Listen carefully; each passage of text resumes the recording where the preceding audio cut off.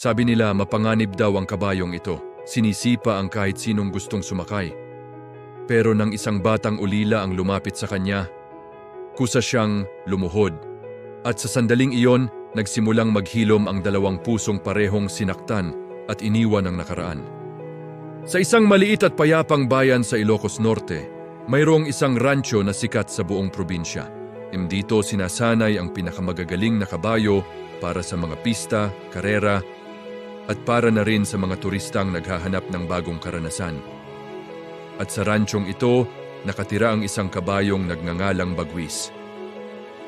Si Bagwis ay isang nilalang na kapag nakita mo, mapapahinto ka talaga. Kahanga-hanga ang tindig, matipuno ang katawan, matalas ang mga mata. Para siyang isang alamat na nabuhay, ipinanganak para sa bilis at kalayaan. Pero sa kabila ng lahat ng ito, may isang malaking problema. Walang sino man ang gustong sumakay sa kanya. 3 bihasang mangangabayo na ang sinubukan siyang paamuin. 3 rin ang nahulog. May nabalian ng buto, may nagtamo ng malalim na sugat, at may isa na nagkatroma at hindi na muling sumakay. Mula noon, nabansagan siyang mapanganib. Nilagyan ng babala ang kanyang kulungan. Huwag lalapitan. Para sa marami, si Bagwis ay may dalang sumpa. Unti-unti, naging sobrang tahimik ng kulungan niya. Hindi na siya sinasanay, hindi na siya pinapaliguan ng may paglalambing.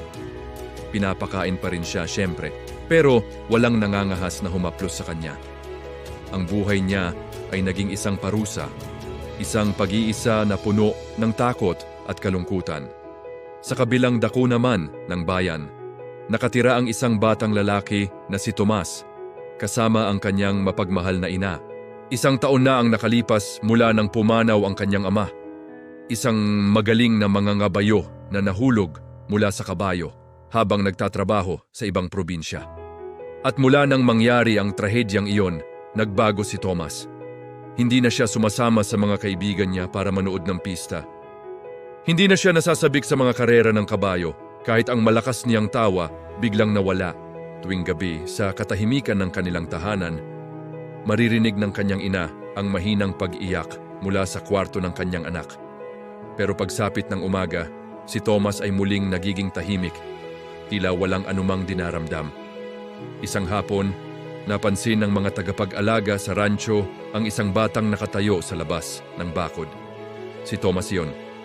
Nakatitig siya kay Bagwis. Pero sa mga mata niya, walang bakas ng takot. Walang galit. Para siyang may hinahanap, isang bagay na pamilyar at nawawala.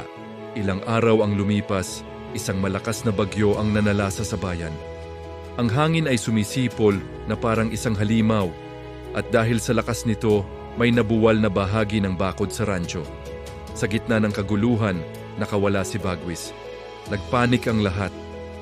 Hanapin niyo si Bagwis, sigaw ng may-ari ng rancho. Ang takot ay kumalat sa buong lugar.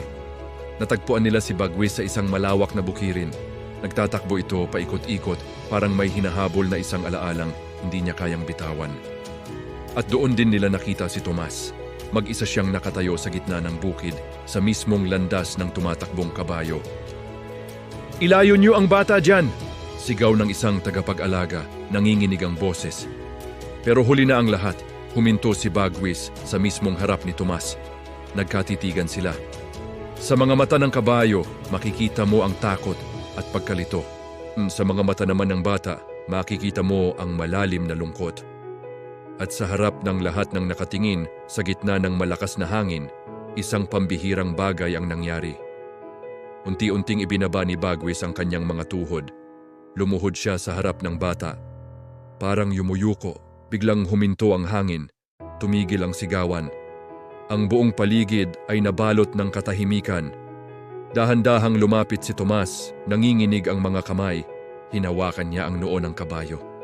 At sa isang halos pabulong na boses, sinabi niya, "Mismo rin siya, no?"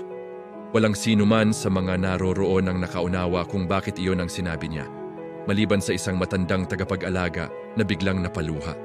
Dahil ang huling taong nag-alaga at nagmahal kay Bagwis bago ito naging mailap, ay ang ama ni Tomas. Simula nang mamatay ang ama niya, hindi na muling nagtiwala ang kabayo sa kahit sino. Ngunit hindi agad naging madali ang lahat. Kinabukasan, sinubukan ng may-ari na palapitin muli si Thomas kay Bagwis.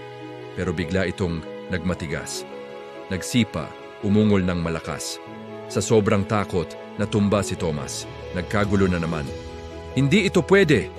Sigaw ng ina ni Thomas. Yakap-yakap ang anak. Baka mapahamak ka pa. Sa gabing iyon, kinausap ni Tomas ang kanyang ina.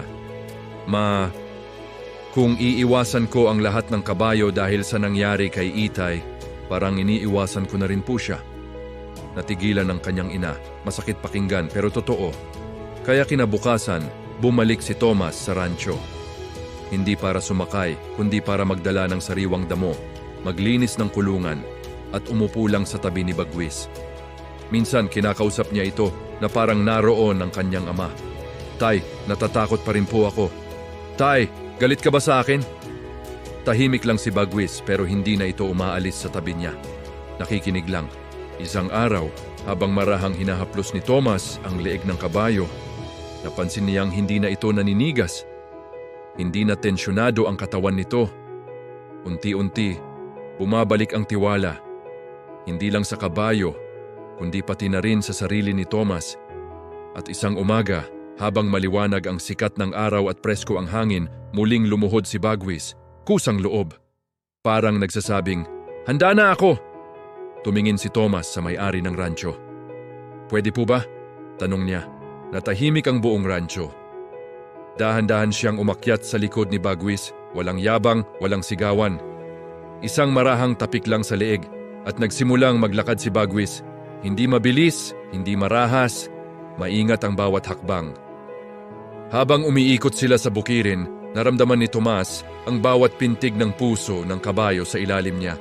At sa bawat paghakbang, parang may bumubulong sa kanya. "Hindi ka nag-iisa!" Napaluha si Tomas, hindi na dahil sa takot, kundi dahil sa wakas. Kaya na niyang harapin ang alaala ng kanyang ama nang hindi nadudurog. Sa paglipas ng mga buwan, naging mas maamo si Bagwis. Hindi pa rin siya basta-basta nagpapasakay sa kahit sino. Pero hindi na siya mapanganib, natuto siyang magtiwala muli. At si Tomas? Naging mas matatag siya. Hindi siya naging kampeon sa karera. Hindi siya naging sikat na mangangabayo, pero naging inspirasyon siya sa buong bayan. Dahil ipinakita niya na ang tunay na tapang ay hindi ang kawalan ng takot, kundi ang kakayahang bumalik sa lugar kung saan ka nasaktan at piliing magtiwala ulit. Minsan, ang galit ay hindi talaga galit. Ito ay takot lang na masaktan muli. At minsan, ang paghilom ay hindi nangyayari sa paglimot, kundi sa pagharap. Dalawang pusong parehong nawalan, isang kabayo at isang bata. Ang nagturo sa isang buong bayan na ang tunay na lakas ay ang kakayahang magtiwala muli. Ang mga sugat natin ay hindi dahilan para tumigil. Maaari itong maging daan para mas maunawaan natin ang isa't isa. Mayroon ka bang lugar o alaala na pilit mong iniiwasan dahil masakit? Paano kung doon din pala nagsisimula ang paghilom mo? Salamat sa panonood. Kung nagustuhan niyo ang kwentong ito, huwag kalimutang mag-subscribe para sa marami pang mga nakaka-inspire na storya.